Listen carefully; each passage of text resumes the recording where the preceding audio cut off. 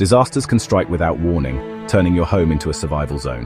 Whether it's an earthquake, flood, hurricane, or blackout, being prepared is key.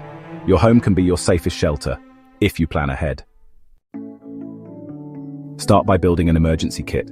Include clean water, canned food, flashlight, batteries, first aid supplies, medicine, cash, and important documents. Store it in an easy-to-access location known by all family members. Have at least 3 days' worth of water, 1 gallon per person per day. Water is often the first resource to become unavailable during disasters. Store extra in bottles or sterilized containers. Your home layout matters. Identify safe spots like under sturdy furniture or interior walls, especially for earthquakes. Avoid windows and outer walls in storms or explosions. So, it's really important to keep flashlights or emergency lights in every room. Try to avoid using candles, especially during earthquakes or if there's a risk of a gas leak.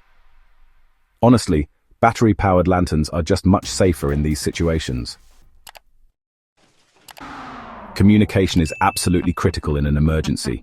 Make sure you have a battery-powered or hand-crank radio to receive official updates. You know, phone lines and internet might fail, so it's a good idea to consider walkie-talkies or emergency messaging apps as backups. It's a smart move to develop a family emergency plan. Assign roles ahead of time, like who's responsible for grabbing the emergency bag, who will help children or pets, and who will handle communication. Oh, and don't forget to practice your plan at least twice a year. So it's really important to have fire extinguishers ready in your kitchen, living room, and near electrical panels. And, you know, make sure you actually learn how to use them. Fires often break out during earthquakes or blackouts because of electrical faults. If a power outage occurs, it's best to unplug appliances to prevent surges when electricity returns. Also, keep refrigerators and freezers closed to preserve food longer. You can use coolers with ice packs as a backup, just in case. Windows and doors should be reinforced if you live in storm-prone areas. It's a good idea to install storm shutters or board them up if a hurricane is approaching. And don't forget, you can use sandbags at entry points during floods to help keep water out. During earthquakes, drop, cover, and hold on. Stay under tables or desks away from glass and shelves. Do not run outside during shaking. It's often more dangerous. In case of fire, stay low to the ground to avoid smoke. Have at least 2 exit paths per room. Keep a whistle to alert others if trapped. If you're home during a tornado, go to a basement or interior room without windows. Cover yourself with a mattress or thick blanket. Avoid large, open rooms like gyms or auditoriums. In flooding scenarios, move to higher ground inside your house. Turn off gas and electricity at the main switch if safe to do so. Do not walk through moving water, just 6 inches can knock you over. During a chemical or radiological emergency, seal your home. Close windows, turn off air conditioning, and use duct tape to seal doors and vents. Stay tuned to official updates. Store important documents in waterproof and fireproof containers. Include IDs, insurance, property deeds, and emergency contacts. Digital backups in cloud storage are also helpful. Alright, so prepare go bags in case evacuation becomes necessary. Make sure to include food, clothes, chargers, Idaho, and a bit of cash. It's important to keep 1 bag per person, and don't forget about pets as well.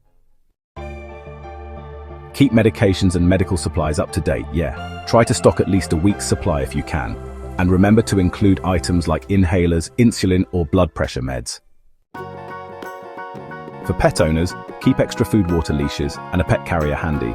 During stress, pets might hide or run, so it's best to keep them indoors and comforted. Microchips and ID tags really help in case of separation. So, it's really important to know how to shut off your utilities, like gas, water, and electricity. Make sure you label all the valves and switches for quick identification, yeah? And only turn off the gas if you're told to by the authorities or if you actually smell a leak. If you rely on medical equipment such as oxygen or dialysis, you should definitely plan ahead for power outages. Keep some backup batteries handy or arrange to stay somewhere that has medical support. Oh, and don't forget to inform your local emergency services in advance if you need to. So keep a list of emergency contacts.